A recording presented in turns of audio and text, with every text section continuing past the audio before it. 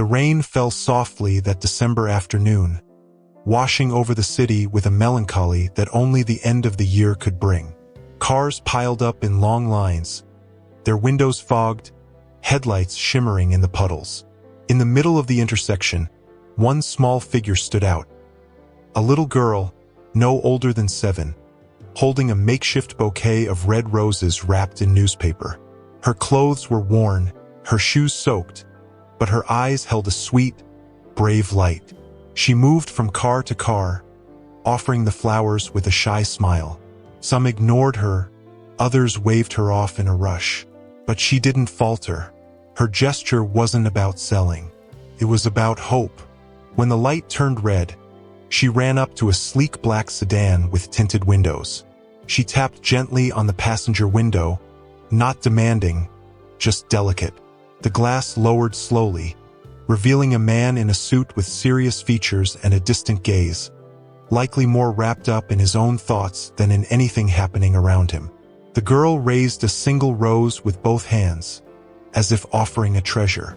"This is for you, sir," she said. He looked at her, startled. "I don't have any change right now," he replied, already reaching for his wallet. She shook her head. "I just wanted to give you a rose. For free. Merry Christmas." The man froze for a few seconds. The girl's spontaneity, her tenderness in the midst of so much harshness, completely disarmed him. He took the flower gently, as if it were made of glass. As he did, his eyes fell on her small wrist, a handmade, colorful bracelet just like the ones he used to weave when he was young. A memory, perhaps, but what truly shook him was the name written in blue ink on the base of the wrapped rose. For Mr. Mendel, his heart skipped a beat. No one used that name anymore. It was the name he'd abandoned when he cut ties with his past. He held his breath, trying to make sense of what was happening. Before continuing, make sure to subscribe to the channel so we can reach our goal of 1,000 subscribers. Before he could say a word, the light turned green and cars behind began honking. The girl waved, gave him one last smile, and ran back to the sidewalk. Still holding the rose, the man couldn't move. He stayed there, frozen, eyes fixed on her as she disappeared into the sea of umbrellas. Something inside him had been stirred, and it wasn't just the gesture. It was her gaze. It was that name. It was as if time had stopped for a brief moment to show him something he didn't even know he needed to see. That rose, so simple, carried a weight he didn't yet understand, but it already made his heart tremble. As he drove aimlessly minutes later, he couldn't get the girl out of his head. It wasn't just pity he felt. It was a deep, unsettling feeling. The way she spoke, the way she smiled, even the look in her eyes. There was something familiar about all of it. He rolled down the window, letting the rain hit his face, hoping it would clear his mind. Who was that child? Why did she have his last name? And why did his chest feel so tight? He placed the rose carefully in the glove compartment and, for the first time in years, felt a sharp pang of longing for a time he had tried to forget. He didn't know it yet, but that small rose had just planted the seed of a revelation that would change everyone's lives. That night, the man couldn't sleep. The image of the little girl with the rose haunted him in the sweetest way, like a memory that keeps returning uninvited. In his silent, cold mansion, surrounded by luxury, he felt hollow. He wandered through the dark hallways, eventually stopping in front of the unlit fireplace. He placed the rose on the table and stared at it as if it were alive. The name written on the newspaper still puzzled him. Mr. Mendel. It was a name he hadn't used since cutting ties with everything he once knew. His past had been buried, but that girl had unearthed something without even realizing it. And now the silence felt too loud to ignore. The next morning, he returned to the same intersection. The sky still wore a heavy gray, and the air smelled of wet pavement and lingering night. He parked his car a short distance away and waited, eyes scanning the crowd like he was searching for a needle in a haystack. Then he saw her, small in the same worn-out coat, holding her roses with almost maternal care. There was a softness about her presence, a sweetness that didn't match the harshness of the urban scene. She walked with light yet purposeful steps. She knew exactly what she was doing. He watched for minutes, unable to call out to her. He was still trying to decide whether this was real or just guilt playing tricks on him. As she approached another car and offered a rose, something made his heart tremble. Her smile. It was the exact same smile the mother of his daughter used to have. A smile that began in the eyes before reaching the lips. It was unmistakable. His heart pounded. This wasn't just a kind gesture from a generous child. It was a mirror from the past. The man stepped out of the car and took a few steps forward, but froze when he saw she had already passed him without noticing. He stood there, watching her from a distance. He didn't know if he was allowed to approach. He didn't know if he had that right. But something deep inside him was now pleading for answers. Back in the car, hands shaking, he opened the glove compartment and held the rose from the night before. He felt like a man about to unearth truths he had pretended to forget out of convenience. For years, he had lived surrounded by wealth, business, and appearances. But no meeting or contract had ever made him feel what that 7-year-old girl had stirred in a matter of seconds. He made up his mind to search for her last name in public records. He still had contacts, resources, influence. And now, for the first time in years, he would use them for something that touched him on a deeply personal level. That rose wasn't just a flower. It was the seed of a reunion. In his office, he called an old friend who worked in private investigations. He described the girl, gave the location where she'd been seen, and carefully mentioned the name Mendel to initiate the search. He didn't explain everything, not yet, but he said something that was enough. "I need to know who she is. It's important." When he hung up, he looked out the window again. The city kept moving at its usual hurried pace, indifferent and mechanical. But for him, time had shifted. The girl's eyes wouldn't leave his mind. It wasn't just a resemblance. It was recognition. It was as if the past had returned in the form of a child, demanding resolution. And this time, he wasn't planning to run. The girl arrived home with her shoes soaked, her fingers red from the cold, but her eyes sparkled. She carried an empty bag where the roses had been and a heart full of stories to tell. The small house she shared with her mother smelled of simple soup and freshly washed clothes. As soon as she walked in, she took off her coat and ran to the woman who greeted her with a tired but loving smile. "Today I gave a flower for free, Mama, to a man in a black car." He looked so sad. The mother froze for a second, as if struck by a ghost. She tried to mask it, but her hand trembled as she stirred the pot. The little girl went on, excited, unaware of her mother's unease. "He was handsome, but he looked really lonely. When I said, 'Merry Christmas,' his eyes filled with tears. And he had a bracelet just like the one you keep in your drawer." At that moment, the woman felt the ground vanish beneath her feet. She gripped the kitchen counter, as if it could hold the weight that had suddenly fallen onto her chest. Her mind traveled back almost 8 years, to the day she held the news of her pregnancy in silence, deciding she would never beg for attention or knock on doors that had been slammed shut in contempt. She would raise her daughter with dignity, even without help, even with a shattered heart. She sat down at the table and called the girl over. "Sweetheart, sometimes we meet people who remind us of things we tried hard to forget." The girl frowned, curious, but respected the quiet that settled between them. She climbed into her mother's lap and gently stroked her face. "He looked like he knew my name, Mom, I swear." When he saw it on the paper, he froze. The mother held back her emotion, but inside, everything had already begun to collapse.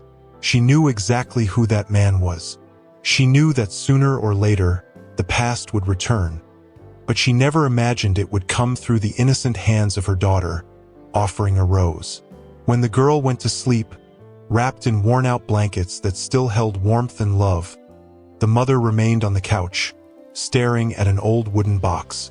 Inside were a few fragile remnants of that time. A torn letter, a faded photo, and a silver bracelet engraved with the name Gabriel Mendel. She picked up the bracelet with trembling hands and pressed it to her forehead, shutting her eyes tightly. Time had passed, but the pain still felt fresh. She remembered the moment he walked away, saying he wasn't ready, that he couldn't ruin his life over a mistake. She had sworn never to let her daughter know his name, but now maybe she no longer had a choice. That night, lying beside her daughter, the woman cried in silence. She cried for the words she never said, for the letters she never sent, for the embrace her daughter never received. The little girl slept peacefully, unaware of the storm building in her mother's chest. But fate, so often cruel, also has a way of guiding reunions. Deep down, that woman knew something was about to change. The rose given in innocence had bloomed into a memory she could no longer bury. And when love wears the disguise of coincidence, there's no running from what must be faced. Years ago, before the cold nights and the heavy silences of their modest home, there was a time when everything seemed possible. Gabriel Mendel had been young, promising, and the heir to a vast investment empire. He had charm, intelligence, and access to everything money could buy except freedom. When he met Helena, everything changed.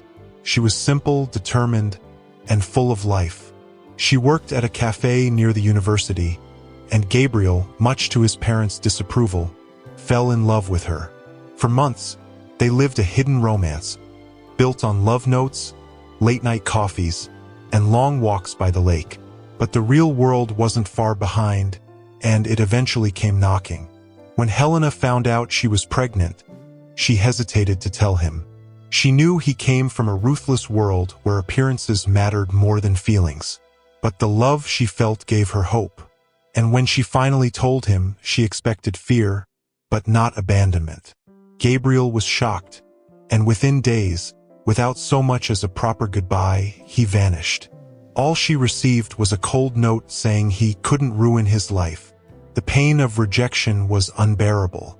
But what hurt even more was realizing that he had chosen to protect his name and fortune instead of owning the child they had created together.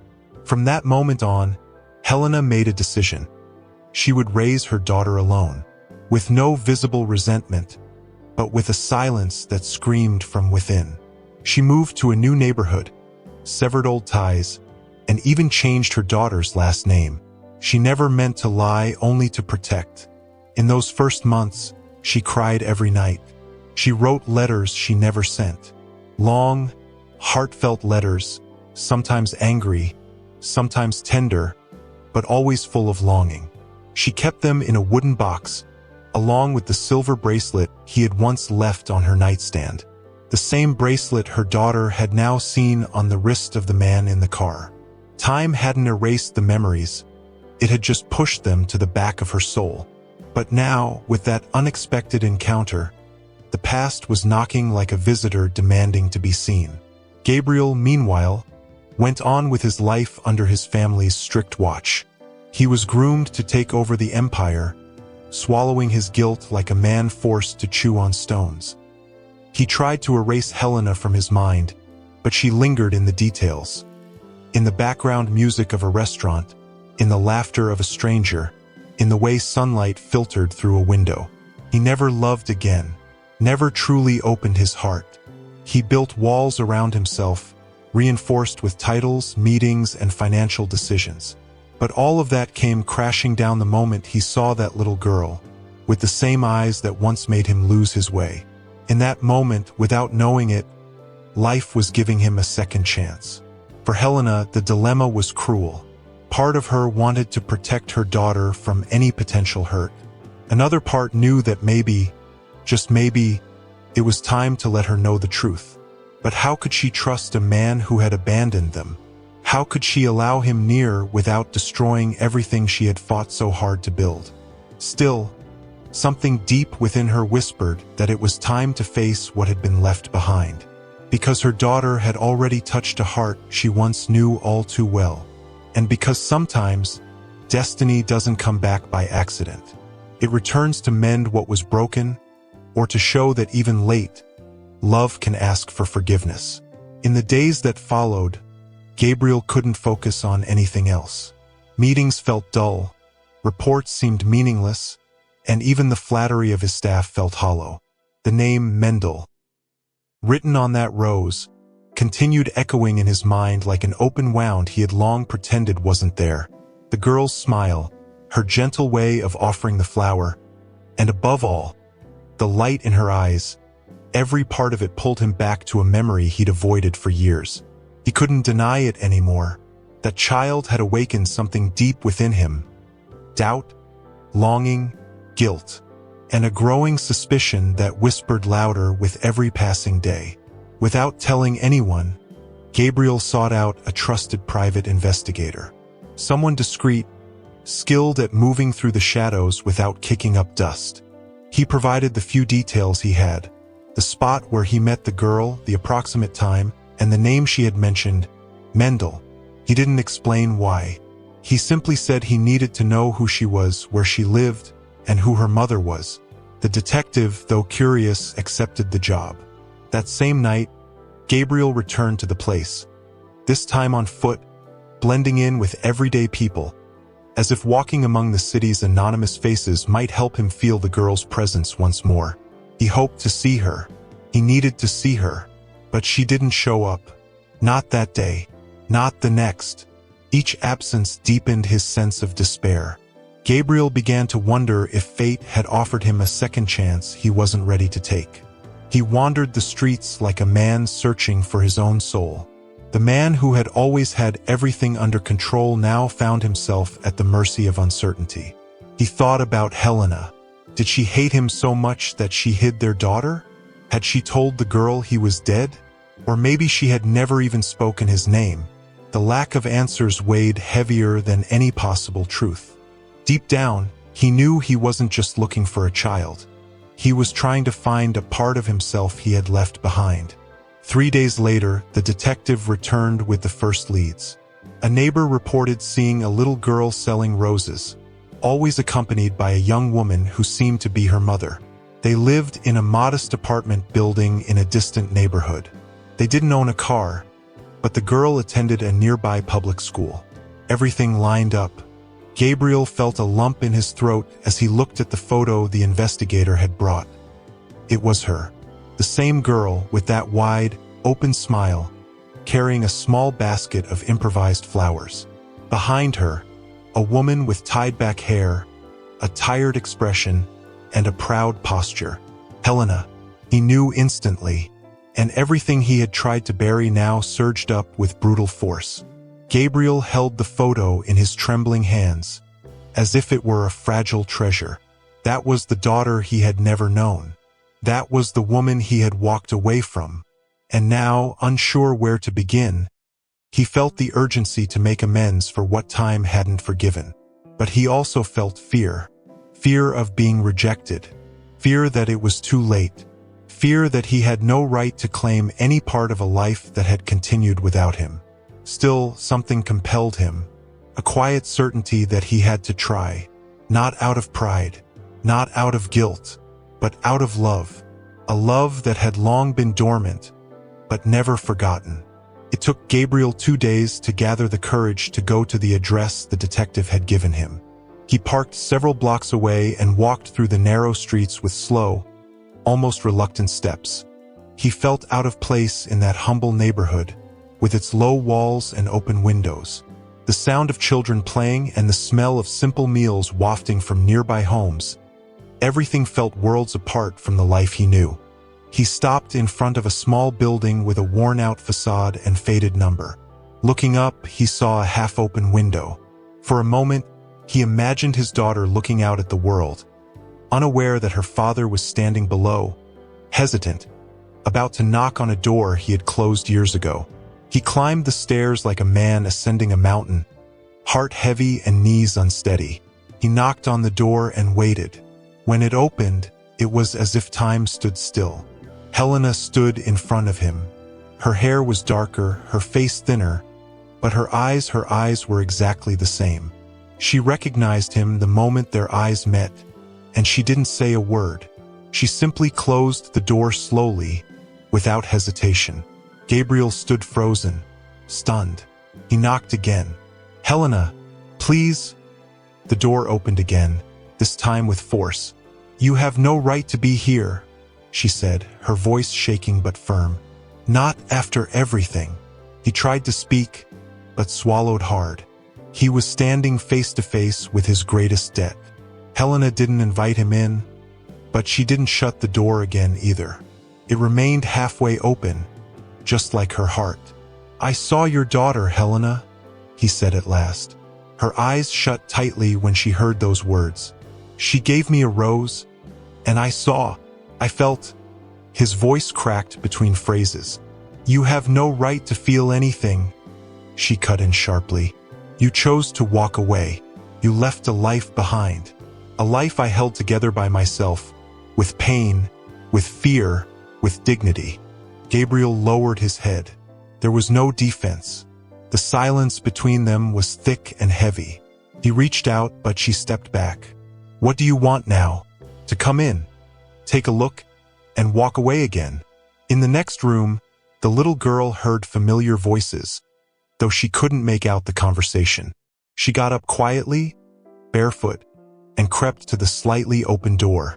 There stood the man from the black car, talking to her mother, his eyes glistening. She didn't understand why her mother looked so tense, or why the man seemed so sad. She couldn't yet recognize the invisible threads connecting her to the silent pain between them.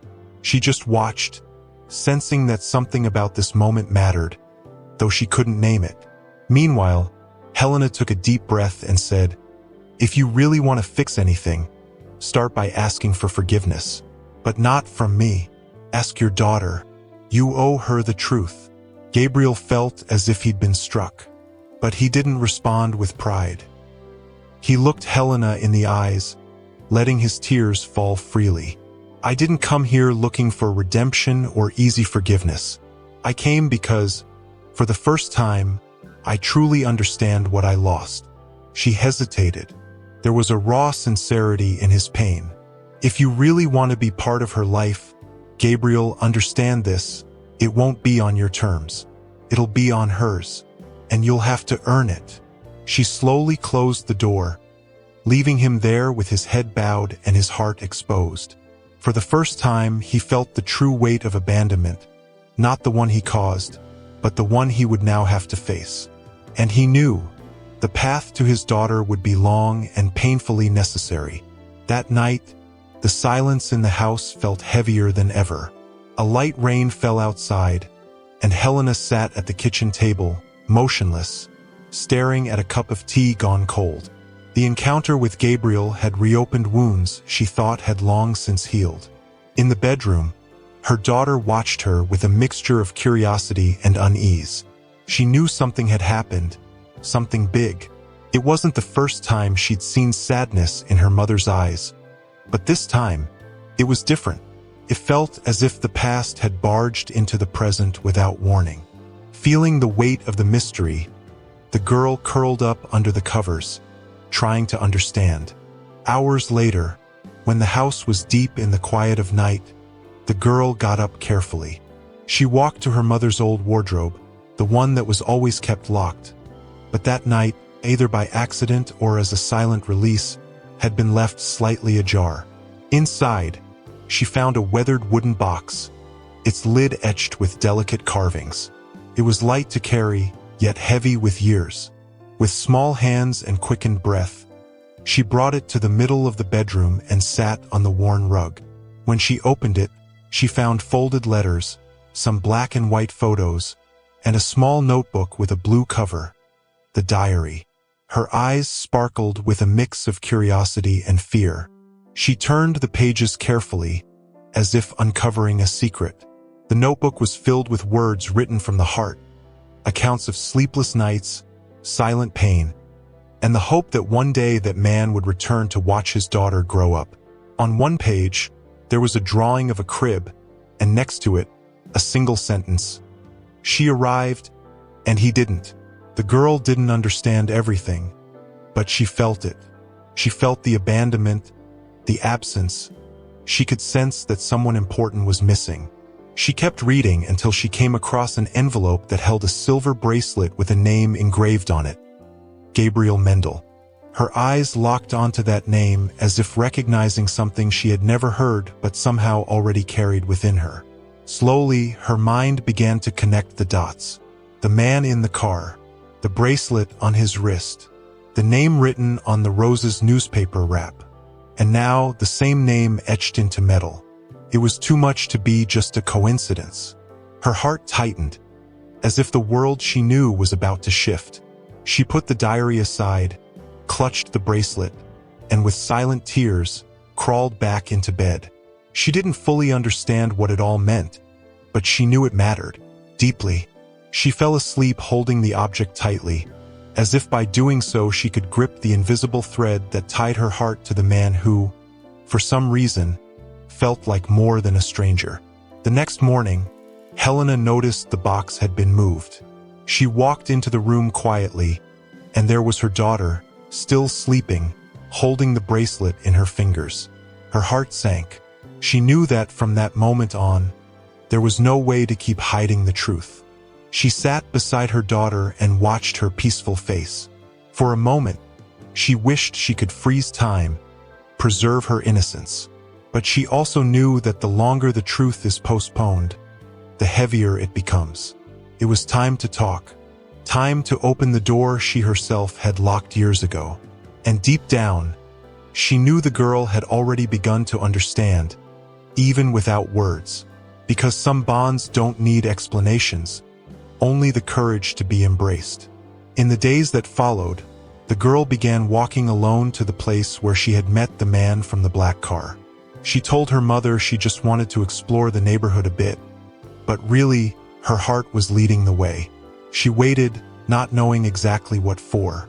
She watched the cars, the faces, the hurried steps of passers-by, and she always carried a rose in her coat pocket, like a small signal, an invisible thread.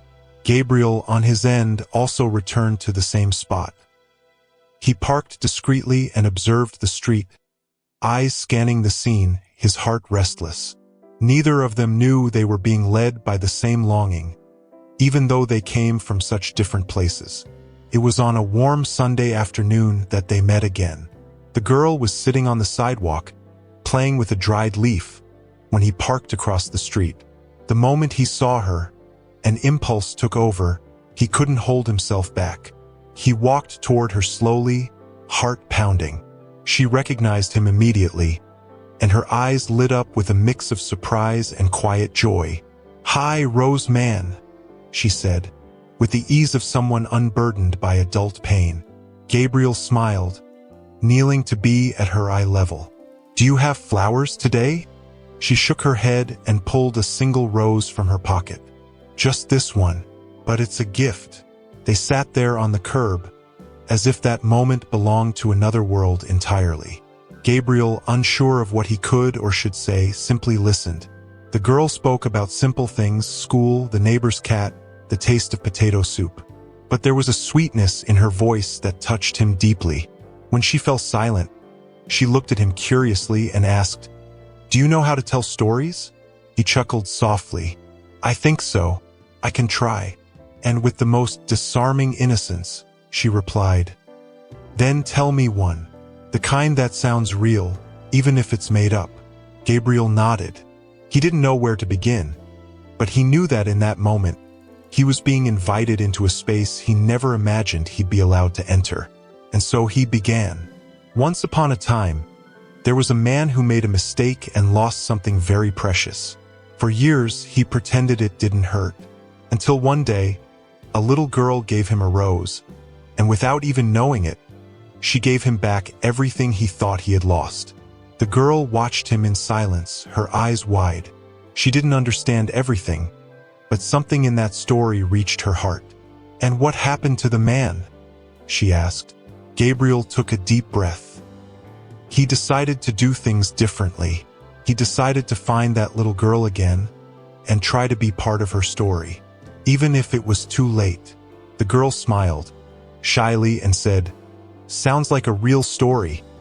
He answered with a sad, tender look, "Maybe it is, Before they parted, the girl pulled the bracelet from her pocket, the one she had found in her mother's box, and showed it to him.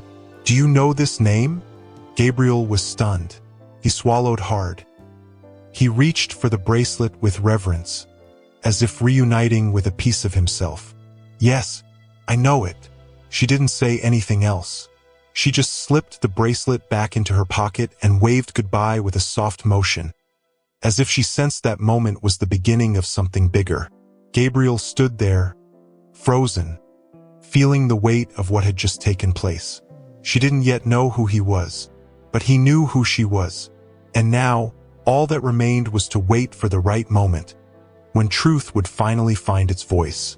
Gabriel and the girl began meeting often at that same street corner. There was always a reason. A flower, a question, a story.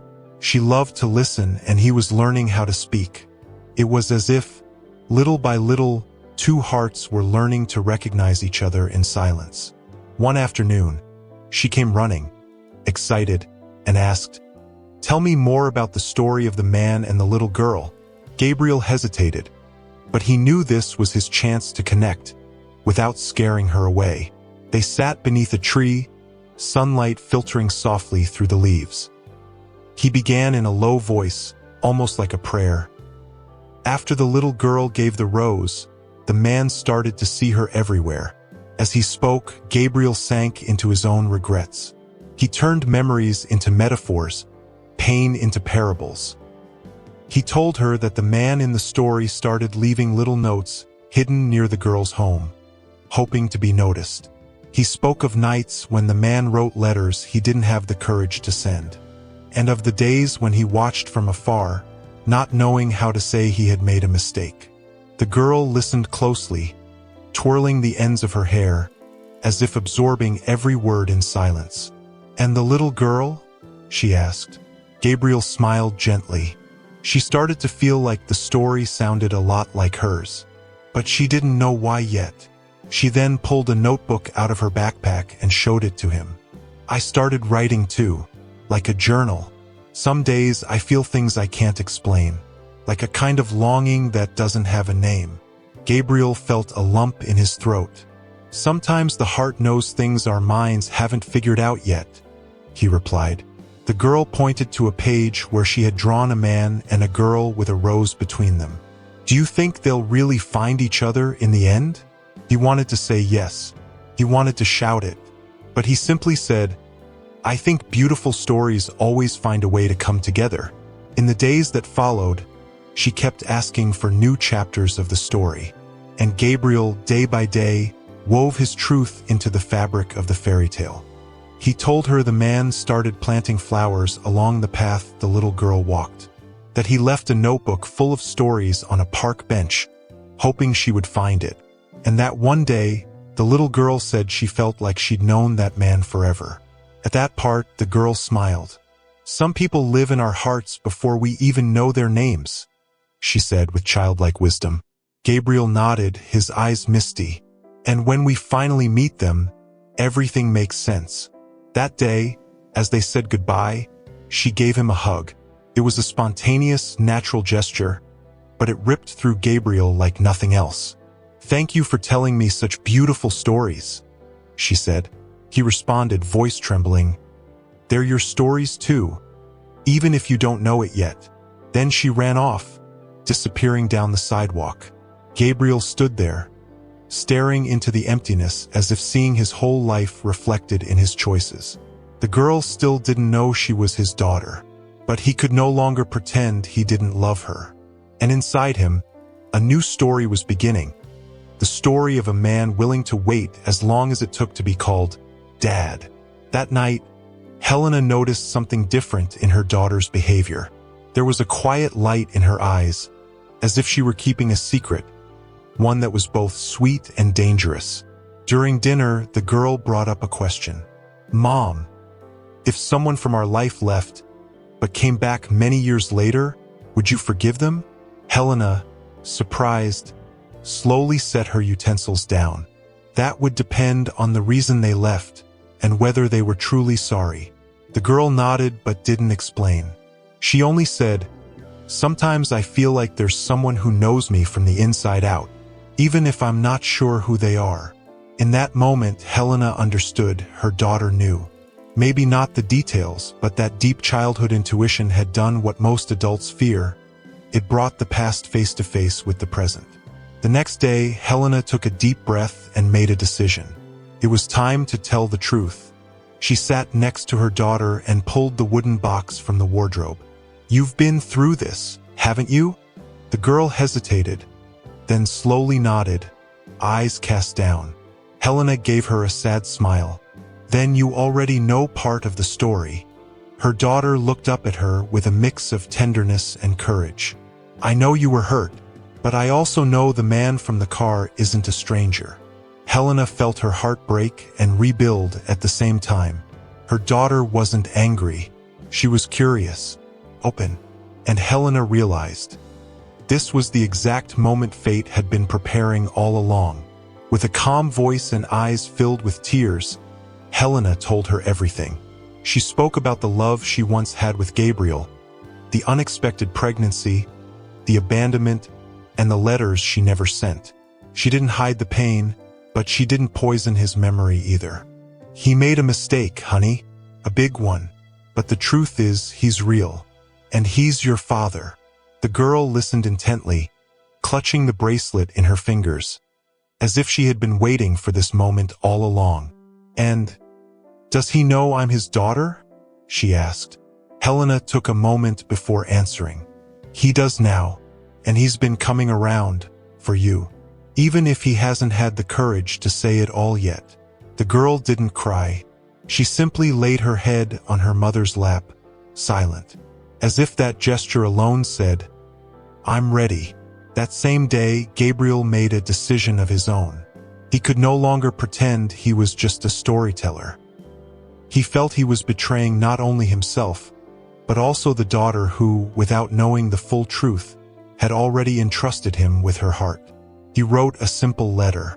No flowery language, no attempts to justify the unjustifiable. Just honesty, the truth he had buried for years. He told her who he was. He described what he felt the first time he saw her. He spoke of his mistakes, but also of his genuine desire to make things right, to love, to be present. He placed the letter in an envelope, along with an old photograph, the only one he had kept of Helena while she was pregnant, even though he had pretended to forget her. Late in the afternoon, he rang the doorbell. Helena answered with a firm gaze, but not a hostile one. He didn't ask to come in. He simply handed her the envelope. "This is for her, not for you, but thank you for not hiding everything." Helena took the letter and nodded silently. When she returned inside, her daughter was already waiting. "Is it from him?"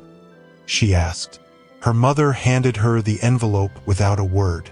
The girl opened it with trembling hands and read it line by line, her heart racing. When she finished, she looked at her mother and whispered, "Does he love me?" Helena's voice trembled. "He's learning, but yes, and maybe, when the time is right, you can teach him how to be the father you deserve." In the days that followed, Gabriel received no response. Not a word, not a wave, just silence. The anxiety consumed his hours, and the waiting felt like a necessary punishment for someone who had abandoned so much. He reread his own letter every night, as if trying to convince himself that he had said enough. But deep inside, doubt grew. Could a lifetime of absence be forgiven with a few honest lines? He drove past their house more than once, never getting out of the car, just watching from afar, hoping to catch a glimpse of the girl at the window. She never appeared, and though devastated, he understood. It wasn't his time. It was hers. That Saturday afternoon, he returned. But this time, not with a letter. He carried a bouquet of roses, not the perfect kind from a florist, but the kind sold by a street vendor, just like the kind his daughter once sold. He wanted them to represent something more, an acknowledgement of her roots, her story, and the part of her life he had missed.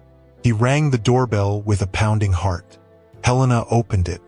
Her eyes looked tired, but the hardness in her face had softened. He looked at her, took a deep breath and said, "I know you've already heard what you needed to hear, but today I came to speak to you, to the woman who held it all together, the woman who was mother, father, and shelter, and the woman I failed as a man." Helena listened in silence. For the first time, he didn't sound like the arrogant man she once knew. He was a man broken, willing to rebuild, without hurry, without demands. "I can't erase the past, Helena, but I can be part of the present. Not as someone who shows up to rescue anyone, but as someone who knows he took far too long to come back. I'm sorry." His words came out raw and real. There was no performance, no easy promises, just a sincere offering. Helena felt the tears rise, but she held them back. "You don't know how many times I imagined this moment, and how many times I doubted it would ever happen. But don't think forgiveness is a gift. It's a process, and I'm only at the beginning of it." They sat on the front steps. No rush, no masks. Gabriel spoke of what it was like to live with the weight of the choice he had made. He told her about the nights he stared at the forgotten bracelet in his drawer, wondering if she was still out there, if she hated him, if she had managed to smile despite everything. Helena listened closely, and for the first time, gave voice to her own pain. She spoke of her daughter's feverish nights, of the empty seats at school plays, of the times she invented answers to painful questions. Their two worlds, so distant, yet deeply connected, finally saw each other face to face, not as ex-lovers, but as the parents of the same child. When Gabriel got up to leave, he didn't try to push anything. He simply said, "If you ever want to have coffee and tell me what it was like to be her mother, I'll be waiting." Helena didn't answer right away, but just before he stepped off the last stair, she called out, "Gabriel." He turned. "You need to understand. This story isn't just yours anymore. It belongs to our daughter, and she's writing her part with more courage than the two of us combined." Gabriel smiled, eyes wet with emotion. He nodded and walked away with slow steps, but a lighter heart. For the first time, he had done something right, to acknowledge, to listen, and to ask for forgiveness without expecting anything in return. The day dawned quietly, wrapped in a soft mist that made the city feel like it was holding its breath. That morning, Helena woke earlier than usual. She made a simple breakfast, tidied up the house, and calmly walked to her daughter's room. She watched her sleep, messy hair, light breathing, and felt something had shifted. For the first time in a long time, she no longer felt like she was carrying everything alone. She sat on the edge of the bed and gently stroked her daughter's hair. When the girl opened her eyes, Helena whispered, "Today is an important day. You have a visitor." The girl didn't ask who. She just smiled and nestled into her mother's arms. By mid-afternoon, the doorbell rang. Helena went to answer it while her daughter peeked through the crack in the door, her heart racing. It was Gabriel. He looked different, lighter, more human. In his hands, he held a single red rose, like the one he'd been given months ago. Helena stepped aside, and he entered, his steps cautious, almost ceremonial. In the hallway, the girl waited. When their eyes met, time seemed to stand still. She smiled, hesitant, and he knelt without a word.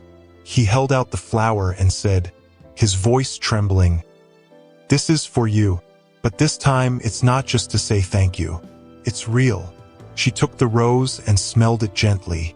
The girl walked up to him and stood close, studying his eyes. "You're the man from the story, aren't you?"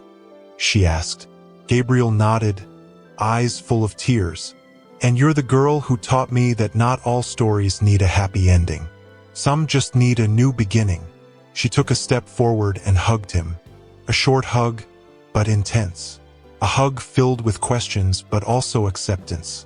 Helena stood watching from the wall, eyes brimming, heart at peace. There had been no rehearsal for that moment. No script. It was just life, rearranging itself the way it knows how, when love has the courage to lead. They spent the afternoon together, sitting in the small living room, between shy laughter and comfortable silences. Gabriel listened to every word his daughter said, as if he were hearing music after years of silence. She talked about her favorite stories, her favorite cartoons, and even showed him the journal where she recorded her thoughts and dreams. On one page, there was a drawing of the man with the rose standing next to a little girl. Gabriel held the notebook with trembling hands. "Can I keep this drawing?" he asked. She thought for a moment and replied, "You can, but only on one condition. You have to come back and see me again." He laughed, eyes full of tears. "I promise, and I'll never forget where this house is again." As he was leaving, the girl ran to the door and shouted, "Dad!" It was the first time she had called him that. Gabriel stopped, took a deep breath, and turned around. Their eyes met once more. "Hi, sweetheart," he replied. It was simple, but it was everything. Helena, upon hearing it, brought her hands to her face, trying to hold back the emotion. That word, that call, sealed something that no absence had managed to destroy. The bond. There were no more assumptions, no more made-up stories or broken promises. There was a reunion, a real one, and even though it was still early to rebuild everything, that moment laid the foundation for a new beginning, a beginning rooted in presence, affection, and a sincere desire to stay. In the days that followed, Gabriel began visiting his daughter regularly. He didn't arrive suddenly, nor with expensive gifts. He came with time, with listening, with presence. Slowly, the girl began to show him her world. The drawings she kept hidden in her drawer, the made-up words she used to describe her feelings, and the questions she had held on to since the moment she began to sense that something had been missing from her story. Helena watched it all from a distance, in silence. She saw her daughter laugh with a new kind of spontaneity, lighter, freer, and for the first time, she felt that maybe forgiveness was no longer just a promise, but quietly becoming reality. One Sunday morning, Gabriel invited them both for a walk in the park. The girl accepted without hesitation. Helena, after a few seconds, agreed as well. They walked together like an improvised family, beneath tall trees and the sweet scent of damp grass. They stopped near a lake, where the girl ran off to feed the ducks. Gabriel and Helena sat side by side on a wooden bench. The silence between them was calmer now. "She's so much like you," he said. Helena smiled, keeping her eyes on her daughter. "And so different, too. She has a strength she doesn't even know she has." Gabriel lowered his head, deeply moved. "She gave me more than I ever deserved." When the girl returned, holding a wildflower she had found on the ground, she looked at them and said, "Let's take a picture?" Gabriel took out his phone and stood up. Helena hesitated, but then the girl made a simple gesture. She opened her arms, offering a hug. They both stepped closer. And there, in the middle of an ordinary park, what time had postponed for nearly a decade finally happened. Gabriel hugged his daughter with all the tenderness that only the truly repentant know. Helena stepped in too, and without realizing it, found herself wrapped in the hug as well. It was brief, it was silent, but it was enough for everyone to understand that this was the true beginning. The hug didn't heal everything at once, but it gently untied old knots. For Gabriel, it felt as if his soul had finally found rest. For Helena, it was like her body had finally relaxed after years of living on high alert. And for the little girl, it was simply what she had always wished for, to feel whole. After the photo, they spent the rest of the day like any ordinary family would. They had ice cream, laughed at strangers' outfits, and sat on the ground to guess shapes in the clouds. Nothing about it was extraordinary to the world around them, but everything was precious to them. Every detail was a carefully laid brick in the rebuilding of an emotional home. That night, when they got home, the girl wrote in her journal, "Today I hugged my mom and dad at the same time, and I felt like my story can be fixed." Helena read the line in secret and cried harder than she had in years, not from sadness, but from relief. Gabriel, before going to bed, placed the wildflower between the pages of a book as a memory of the day that sealed it all. From that moment forward, they knew there was still much to adjust, to heal, to build. But the hardest part had already been done, allowing it to begin. Because sometimes, everything starts with a simple gesture. A hug that took years, but arrived at the exact moment everyone was finally ready to receive it. The girl's life changed in quiet but profound ways. Gabriel didn't just step up as a father. He handled every detail with sensitivity. He enrolled her in a school where she could thrive with dignity and respect. He helped Helena move into a bigger, sunnier apartment with wide windows and a peaceful neighborhood. Nothing was done to show off, only with the care of someone who understands that a home isn't built from walls alone, but from presence, safety, and love. Helena, still cautious, began to trust again, and the girl bloomed like the roses she once carried in her small hands. She no longer sold flowers on the street, but roses never left her life.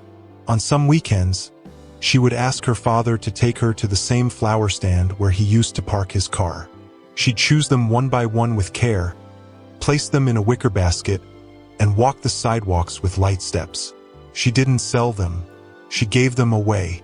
With a smile on her face and a calm gaze, she offered the flowers to strangers.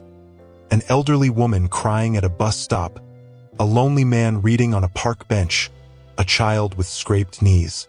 Each rose carried a silent message. You matter. You're seen. It was her way of giving back to the world what she once received, an unexpected act of love. Gabriel watched her with admiration. He knew that the daughter life had returned to him wasn't just his by blood. She had been shaped by Helena's strength, by the quiet love she carried alone for so many years, and also by her own generous heart, the kind that had turned absence into empathy. One day, as he watched her give a rose to a tired man in a business suit, Gabriel walked up to her and said, "You have a gift." The girl smiled as if she already knew. "It's not a gift, Dad. I just remember what I felt when I gave my first rose, and I try to make someone else feel the same." He hugged her gently. "You made me feel it." Helena, now with a stable job and a peace she hadn't known in years, watched her daughter and Gabriel connect with ease. Sometimes she would sit by the window of their new home and watch them walking hand in hand down the street, as if time itself had bent to rewrite their story. There was no revenge, no punishment.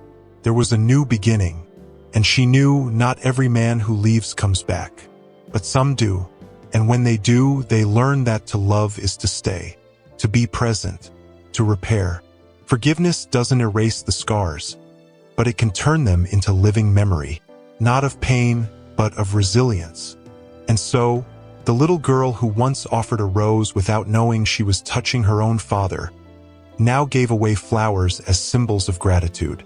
Her hands were still small, but they carried something vast, the power to sow hope where there was once absence. Gabriel, for his part, remained close, not just as a father, but as a man who had learned that lost time isn't recovered through haste, but through consistency. And Helena at last could rest, because she knew her daughter was surrounded by love. A love that didn't arrive at the right time, but came when everyone was ready to embrace it, like a rose delivered at the perfect moment. If you enjoyed this video, let us know in the comments. Your opinion is very important to us. Don't forget to subscribe.